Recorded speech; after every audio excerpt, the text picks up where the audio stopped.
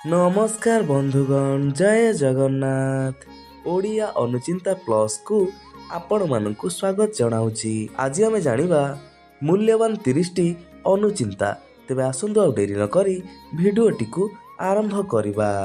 Number 1, ଯେଉଁ ଲୋକମାନଙ୍କର ଜନ୍ମ ଦିନ 12ଟା କିମ୍ବା ରାତି 12ଟା ପାଖାପାଖି ହୋଇଥାଏ ତେବେ ସେମାନେ ଅତ୍ୟନ୍ତ ଭାଗ୍ୟଶାଳୀ ହୋଇଥାନ୍ତି। ନମ୍ବର 2, ପ୍ରତ୍ୟେକ ଶୁକ୍ରବାର ଦିନ ମାତା ଲକ୍ଷ୍ମୀଙ୍କୁ ଘିଅ ଧୂପ ଦ୍ୱାରା ଆଳତି କରି କ୍ଷୀର ଏବଂ ଗୁଡ଼ରେ ତିଆରି ହୋଇଥିବା ମିଷ୍ଟାନ୍ନ ଦ୍ୱାରା ପୂଜା କରିବା ଫଳରେ ସୁଖ ସୌଭାଗ୍ୟ ପ୍ରାପ୍ତ ହୋଇଥାଏ। ନମ୍ବର 3, ଶୋଇବା ଘରେ କେବେ ବି ଦେବୀ ଦେବତାଙ୍କ ଫଟୋ କିମ୍ବା ମୂର୍ତ୍ତି ରଖିବା ଉଚିତ ନୁହେଁ। ଏହା ସହିତ ଘରେ ଗୋଟିଏ ଠାକୁରଙ୍କର 1ରୁ ଅଧିକ ଫଟୋ କିମ୍ବା ମୂର୍ତ୍ତି ରଖିବା ଅନୁଚିତ। ନମ୍ବର 4, ଘରର ସିଡ଼ି ତଳେ କେବେ ବି ବାଥରୁମ୍ କିମ୍ବା ଷ୍ଟୋର ରୁମ୍ କରିବା ଉଚିତ ନୁହେଁ। ଏହା ଅଶୁଭ ହେବା ସହିତ ବହୁ ସମସ୍ୟା ସୃଷ୍ଟି କରିଥାଏ। ନମ୍ବର 5, ଘରର ଛାତ କିମ୍ବା କାନ୍ଥରେ କେବେ ବି ଫାଟ କିମ୍ବା ଶିଉଳି ହେବା ଉଚିତ ନୁହେଁ। ଏହା ଦ୍ୱାରା ଘରେ ଦୁଃଖ ଦାରିଦ୍ରତା ଦେଖା ଦେଇଥାଏ। ନମ୍ବର 6, ଅଧିକ ମାତ୍ରାରେ ରାଗିବା ଅଥବା କ୍ରୋଧ କରିବା ଉଚିତ ନୁହେଁ। ଏହା ଦ୍ୱାରା ଶରୀରର ଓଜନ ଅହେତୁକ ବୃଦ୍ଧି ହୋଇ କ୍ଷତି ସାଧନ କରିଥାଏ। ନମ୍ବର 7, ପ୍ରତ୍ୟେକ ଦିନ ଖାଦ୍ୟରେ କଖାରୁ ବ୍ୟବହାର କରିବା ଉଚିତ। ଏହା ଦ୍ୱାରା ମସ୍ତିଷ୍କ ସୁସ୍ଥ ରହିବା ସହିତ ସଠିକ୍ କାମ କରିଥାଏ। ନମ୍ବର 8, ସକାଳ ଜଳଖିଆ ନିଶ୍ଚିନ୍ତ ରୂପେ ଖାଇବା ଉଚିତ। କେବେ ବି ତ୍ୟାଗ କରିବା ଉଚିତ ନୁହେଁ। ଏହା ସ୍ୱାସ୍ଥ୍ୟ ପାଇଁ ଅଧିକ ମାତ୍ରାରେ ଆବଶ୍ୟକ ହୋଇଥାଏ। ନମ୍ବର 9, ରାତିରେ ଶୋଇବାର 2 ଘଣ୍ଟା ପୂର୍ବରୁ ଖାଦ୍ୟ ଖାଇବା ଉଚିତ। ଏହା ଶରୀର ପାଇଁ ହିତକର ଏବଂ ସୁସ୍ଥ ରଖିବାରେ ସାହାଯ୍ୟ କରିଥାଏ। ନମ୍ବର 10, ଅଧିକ ମାତ୍ରାରେ ଫାଇବର ଯୁକ୍ତ ଖାଦ୍ୟ ଖାଇବା ନିତ୍ୟାନ୍ତ ଆବଶ୍ୟକ। ଏହା ଶରୀରରେ ସୁଗାର ଲେବୁଲ ନିୟନ୍ତ୍ରଣ କରିବା ସହିତ ଶରୀର ପାଇଁ ଲାଭପ୍ରଦ ହୋଇଥାଏ। ନମ୍ବର 11, ଯଦି କେହି ଲିଭର କିମ୍ବା କିଡନୀ ରୋଗ ଭୋଗୁଥାନ୍ତି ତେବେ ଗୁରୁବାର ଦିନ ହଳଦୀ ଟିକା ଲଗାଇବା ସହିତ ହଳଦିଆ ବସ୍ତ୍ର ପିନ୍ଧିବା ଉଚିତ ଏବଂ ଗୁରୁଜନମାନଙ୍କୁ ସମ୍ମାନ କରିବା ଦ୍ୱାରା ମଙ୍ଗଳ ହୋଇଥାଏ। ନମ୍ବର 12, ତୁଳସୀ ପତ୍ରକୁ କେବେ ବି ଦାନ୍ତରେ ଅଧିକ ସମୟ ଚୋବାଇବା ଉଚିତ ନୁହେଁ। ଏହା ଦ୍ୱାରା ଦାନ୍ତ କମଜୋର ହେବାର ସମ୍ଭାବନା ରହିଥାଏ। ନମ୍ବର 13, ଯେଉଁ ଲୋକମାନଙ୍କର ହାତ ଟିକେ ଲମ୍ବା ହୋଇଥାଏ ସେମାନେ କର୍ମଠ ହୋଇଥାନ୍ତି। ଏହା ସହିତ ସେମାନଙ୍କ ଦାମ୍ପତ୍ୟ ଜୀବନ ସୁଖମୟ ହୋଇଥାଏ। ନମ୍ବର 14, ଯେଉଁ ଲୋକମାନେ କଥା ହେଉଥିବା ସମୟରେ ନିଜ ମୁହଁ ଲୁଚେଇଥାନ୍ତି ସେମାନେ ଅଧିକାଂଶ ସମୟ ମିଛ କହିଥାନ୍ତି। ନମ୍ବର 15, ଯେଉଁ ଲୋକଙ୍କ ପେଟରେ କଳାଜାଇ ରହିଥାଏ ସେମାନେ ଖାଦ୍ୟ ଶୌକିନ ହୋଇଥାନ୍ତି ଏବଂ ଅଧିକ ଖାଇବା ପାଇଁ ପସନ୍ଦ କରିଥାନ୍ତି। ନମ୍ବର 16, ଆପଣ ସର୍ବଦା ମନେ ରଖନ୍ତୁ ଜୀବନରେ କେବେ ଏମିତି ଭୁଲ କାର୍ଯ୍ୟ କରିବେନି ଯେଉଁଥିପାଇଁ ନିଜ ବାପା ମାଆଙ୍କୁ ଅନ୍ୟ କାହା ଆଗରେ ମୁଣ୍ଡ ନୁଆଇବାକୁ ପଡ଼ିବ।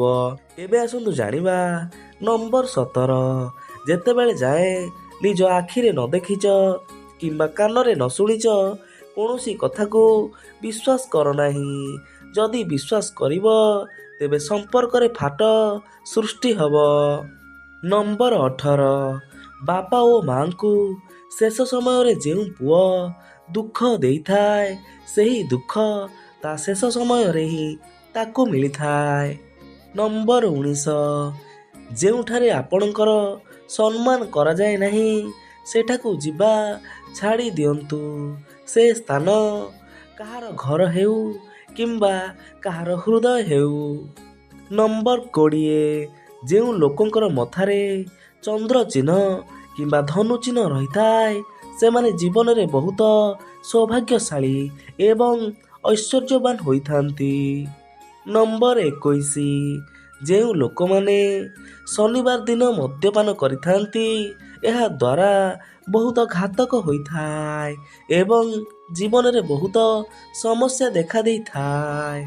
ନମ୍ବର 22, ଶନିବାର ଦିନ ଝିଅକୁ କେବେ ବି ଶାଶୁ ଘରକୁ ପଠାଇବା ଉଚିତ ନୁହେଁ କିମ୍ବା ବିବାହିତ ମହିଳା ଗୋଟିଏ ଦିନରେ ବାପ ଘରେ ଏବଂ ଶାଶୁ ଘରେ ଭୋଜନ କରିବା ଉଚିତ ନୁହେଁ।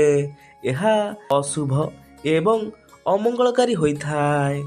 ନମ୍ବର 23, ବିବାହିତ ମହିଳାମାନେ ସ୍ନାନ କରିବା ପରେ ନିଜର ଆଙ୍ଗୁଠିରେ ସିନ୍ଦୁର ପିନ୍ଧନ୍ତୁ ନାହିଁ। କେବଳ ରୂପା କଣ୍ଟା କିମ୍ବା ଝିଙ୍କ କାଠିରେ ସିନ୍ଦୁର ପିନ୍ଧନ୍ତୁ। ଏହା ଦ୍ୱାରା ମଙ୍ଗଳକାରୀ ହୋଇଥାଏ। ନମ୍ବର 24, ଯେଉଁ ଲୋକଙ୍କ ଜାତକରେ ଦ୍ୱିତୀୟ ଘରେ ଚନ୍ଦ୍ର ରହିଥାନ୍ତି ସେମାନେ ଜୀବନରେ ଧନବାନ ହୋଇଥାନ୍ତି। ତାଙ୍କ ଜୀବନରେ ସବୁ ସମୟରେ ସୁଖ ଶାନ୍ତି ଲାଗି ରହିଥାଏ। ଏବେ ଆସନ୍ତୁ ଜାଣିବା ନମ୍ବର 25, ମହିଳାମାନେ 5 ଜାଗାରେ ସିନ୍ଦୁର ପିନ୍ଧିବା ଉଚିତ। ସେ ଜାଗା ଗୁଡ଼ିକ ହେଲା ଆଜ୍ଞାଚକ୍ର, ସିନ୍ଥି, କାନ, ଗଳା ଏବଂ ଚୁଡ଼ି। ଏହା ଦ୍ୱାରା ମାତା ପାର୍ବତୀଙ୍କ ଆଶୀର୍ବାଦ ମିଳିଥାଏ।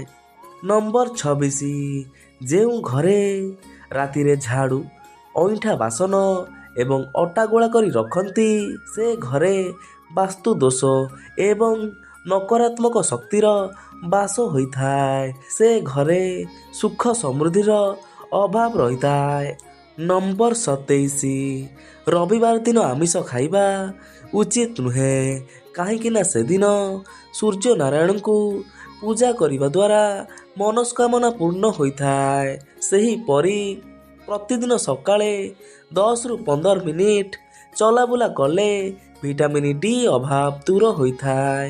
ନମ୍ବର 28, ପିଛାକୁ କେବେ ବି ମାରିବା ଉଚିତ ନୁହେଁ। କୌଣସି କାର୍ଯ୍ୟରେ ଯାତ୍ରା କରିବା ସମୟରେ ବିଛା ଦେଖିଲେ ଅନେକ ଶୁଭ ହୋଇଥାଏ। ଯଦି ଘରେ ବିଛା ଦେଖନ୍ତି ତେବେ 7 ଦିନ ମଧ୍ୟରେ ମନସ୍କାମନା ପୂର୍ଣ୍ଣ ହୋଇଥାଏ।